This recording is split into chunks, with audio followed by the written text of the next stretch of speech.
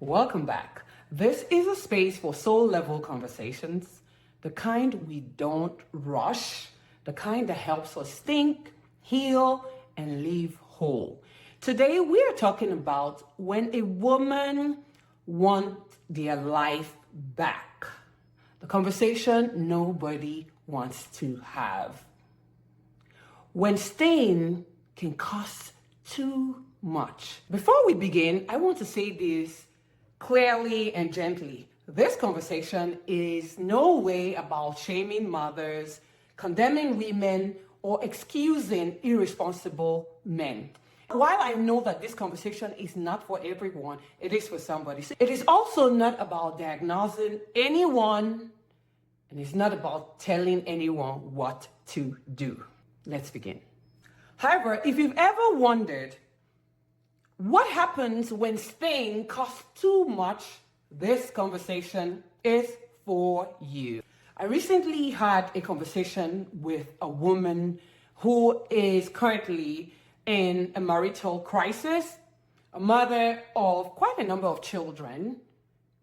And I believe that I've earned the right to have this conversation with her and with you because I have been on this journey for quite a number of years. This woman's husband is living a lifestyle of repeated infidelity. And there are also elements of emotional abuse and deep irresponsibility. She has tried counseling, prayer, deep conversations, endurance, and she is exhausted. At some point during our conversation, she said something that stopped me in my track. She said, I'm thinking of leaving my marriage, not getting a divorce, just leaving her marriage and leaving the children with him. This is not because she doesn't love her children, but because she's exhausted and tired of being the only one carrying the consequences.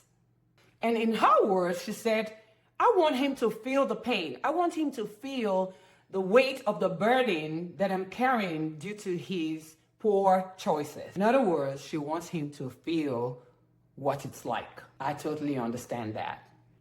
And that one statement opened a door to a conversation that we almost never have out loud. Here's the real question.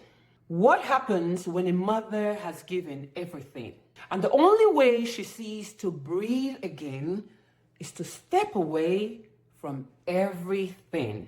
What does a mother owe her children? What does she owe her soul? And who absorbs the cost when men live irresponsibly? Let's talk about the unpopular truth. Many women don't fantasize about leaving because they don't love motherhood. They fantasize because they're burned out. They feel unseen, depleted, and aging under pressure while watching a man seemingly live a life consequence-free. A cheating man often looks like he moved on faster. New wife or new girlfriend, new relationship, new household, a fresh start. Sometimes. Meanwhile, the woman carries the burden, the children, the finances, the emotional labor, the stigma, and survival years. I know what that feels like. So when a woman says, I want to leave and come back later when I'm healed, I don't think she's expressing abandonment. She's expressing desperation. What about culture's double standard? We rarely talk about how culture treats fathers and mothers differently. A man can disappear and culture will say he's a broken man. But a woman, when she steps back, she's called wicked or selfish. Sometimes culture, society shames a woman into martyrdom and call it love. Truly, some women actually do believe that. She could say, my suffering is proof of my goodness, good woman. Or her suffering under the weight of servitude or the standard of expectation culture has placed on her as being a woman is what she interprets as love. But listen, my sister, suffering is not the measure of motherhood. Presence is. Don't forget that. And that's where the tension lives. So the distinction we must make is there's a huge difference between leaving a harmful marriage, creating distance for safety, and leaving children behind long-term to prove a point. From personal experience, children do not experience abandonment as philosophy. They experience it as a wound. Even when a mother plans to return, and even when she checks in, or even when she explains. Children often hear with their nervous systems. It is interpreted as I wasn't worthy or I wasn't worth staying for. And listen, that doesn't make you, my sister, that doesn't make the mother evil. Children are just being children. That's where their emotional regulation and the ability to comprehend based on age level can take them.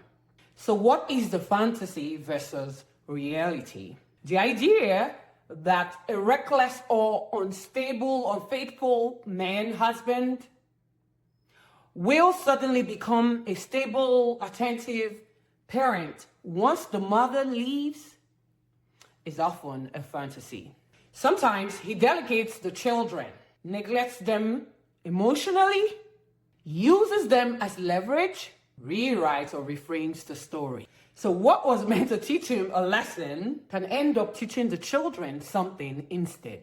And really, that's something you and I cannot romanticize. I've walked this journey for quite a number of years. Yes, I can confidently say, to the glory of God, I have improved my life in many ways, but not without a huge, heavy cost. The financial strain, the time, energy, your youth, opportunities, you name it. So when this woman spoke, it obviously stirred a real and honest question.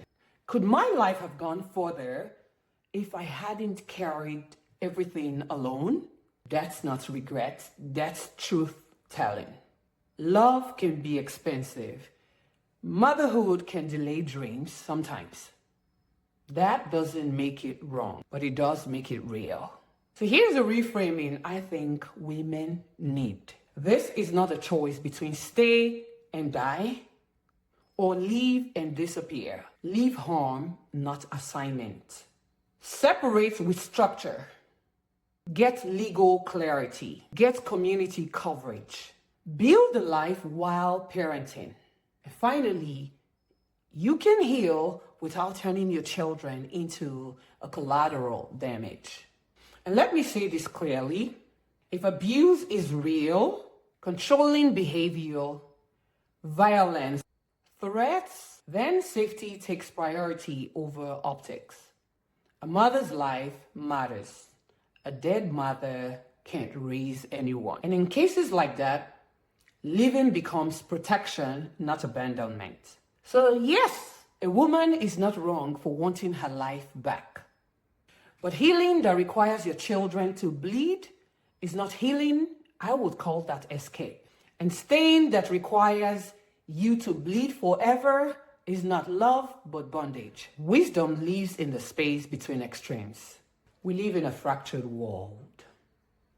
And fractured worlds require honest conversations, not slogans. Not all women want to leave motherhood. They just burned out. They want to leave burnout. And certainly they don't hate their children. They just don't want to be the only adult or the only responsible adult in the equation, in the room. So if this conversation stirs something in you, you are not alone. You are thinking. But when we start to think, then we're making room for wisdom to step in. So leave harm, not assignment. Recovery requires responsibility. And wholeness does not come from disappearing, it comes from alignment. If this conversation has helped you in any way, share it to the woman who needs language for what she's feeling. Let her know she's not alone. We will continue these soul level conversations without judgment, without silence. Until next time, keep taking care of yourself.